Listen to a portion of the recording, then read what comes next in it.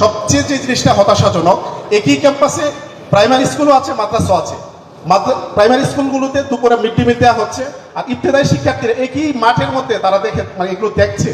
এটা অত্যন্ত হতাশাজনক। আসেন জিনিসগুলোর কথা একত্রে যদি আপনি বলেন, এটা ওপেন ডিসকাশন শুরু করেছেন আপনি, যেগুলি আমরা এখন ইন্টারনালি আমরা গ্রুপ ওয়াইজ ডিসকাশন করছি। একটি মাদ্রাসার একটি স্কুল বলা হয়েছে, একটি স্কুল হবে 3 কিলোমিটার রেডিয়াস ক্যাশমেন্ট এরিয়াতে স্কুল হবে। একই কনসেপ্টে বলা হয়েছে 3 কিলোমিটার এরিয়ার মধ্যে একটা মাদ্রাসা দেওয়া হবে। এখন 3 কিলোমিটার এরিয়ার মধ্যে একটা মাদ্রাসা হয়েছে, একটা স্কুলও হয়েছে। Clearly understood? একটা উপজেলায় যদি 40টি স্কুল হয়ে থাকে, ক্যাশমেন্ট এরিয়া অনুযায়ী 40টা মাদ্রাসা হয়েছে। মাদ্রাসা স্কুলের মধ্যে নামের কোনো পার্থক্য না, মাদ্রাসা হলো শিক্ষালয়, স্কুল হলো শিক্ষালয়।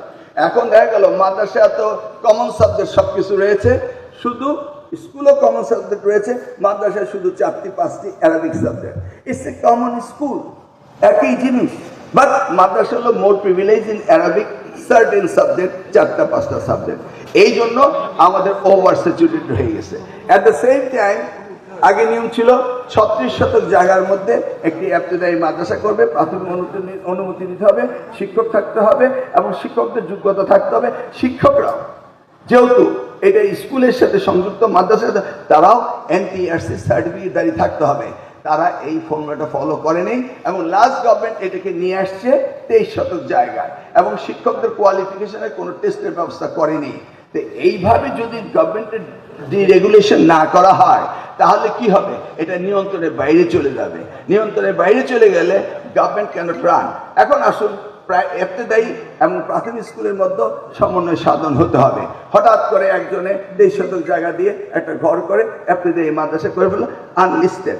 এই আনলিস্টেড হওয়ার কারণে তারা ওই প্রিভিলেজ থেকে বঞ্চিত। আমরা এগুলির জন্য কমিটি করছি, এগুলি কিভাবে সিনক্রোনাইজ করা যায়, কিভাবে এগুলিকে ঠিক করা যায় সেটা। এই যে অপব্যবস্থা দিন দিন ইনক্রিজ করেছে, প্রিভিয়াস গভর্নমেন্টের কোনো দরকার ছিল 36 শতকে 23 শতক করে দেওয়া?